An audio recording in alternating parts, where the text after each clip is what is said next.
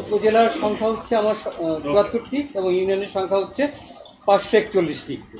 আর পানিবন্দী পরিবারের সংখ্যা সর্বশেষ তথ্য অনুযায়ী আজকে দুপুর ১টা পর্যন্ত ১২,০৭,৪২৯টি এবং ক্ষতিগ্রস্ত লোকের সংখ্যা ৫৬,১৯,৩৭৫ জন।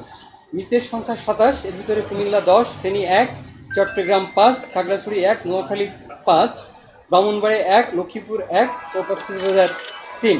নিখোঁজ লোকের সংখ্যা হচ্ছে ২, আগে দুটি ছিল মৌলভীবাজারের। আমরা এ পর্যন্ত ৩,৮৮৬টি আশ্রয়কেন্দ্র খুলেছি ১১টি জেলাতে এবং আশ্রয় গ্রহণকারী লোকের সংখ্যা ৫,০৯,৭২৮ এবং পাশাপাশি ৩৪,৪২১টি গবাদি পশুর আশ্রয়ের ব্যবস্থা করা হয়েছে। এই ১১টি জেলায় আমাদের ৬২০টি মেডিকেল টিম কাজ করছে। ত্রাণ বিতরণের বিষয় যেটা হচ্ছে যে গতকাল যেটি ছিল টাকা, চাল, শুকনা খাবার, শিশু খাদ্য, প্রাণী খাদ্য, সেটি অপরিবর্তিত রয়েছে। আজকে সকালে আমরা কিছু নতুন ডিমান্ড পেয়েছি, সেগুলি সেই যে অতিরিক্ত বরাদ্দের জন্য আমাদের কাজ চলছে। আমরা আশা করি আজকের ভিতরে সেই বরাদ্দটা দিতে পারবো।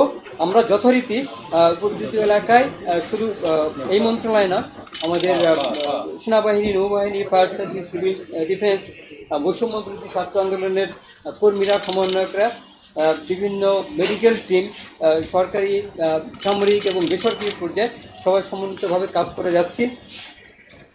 আর কয়েকটা জায়গায় আমরা ফিল্ড হসপিটাল প্রস্তুত রেখেছি এবং যেখানে স্বাস্থ্যসেবা দেওয়া দরকার সেটি সেনাবাহিনীর এবং আমাদের সিভিল সার্ভিস কার্যালয়ের চিকিৎসা কেন্দ্র তারা নিরলসভাবে কাজ করে যাচ্ছেন। পাশাপাশি প্রাইভেট ক্লিনিক, অন্যান্য হসপিটাল এবং স্বাস্থ্যসেবা প্রতিষ্ঠান তারাও কিন্তু স্বাস্থ্যসেবার কাজটি করে যাচ্ছেন। আমরা সার্বক্ষণিকভাবে মন্ত্রণালয় একটি সহযোগিতার জন্য একটি নাম্বার চালু রেখেছি। সেখানে আমরা বিভিন্ন আবেদন পাচ্ছি, বিশেষ করে উদ্ধার এবং ত্রাণ বিতরণের জন্য। সেগুলি আমরা সশস্ত্র বাহিনী বিভাগের সঙ্গে সমন্বয় করে সে কাজগুলি আমরা প্রতিনিয়ত করে যাচ্ছি। আর আমি যদি বলি যে বন্যার পূর্বাভাস, তাহলে দেখা যাচ্ছে যে পূর্বাঞ্চল এবং দক্ষিণ পূর্বাঞ্চলের অধিকাংশ জায়গাতেই পানি হ্রাস পাবে, পানি সমতল হ্রাস পাবে।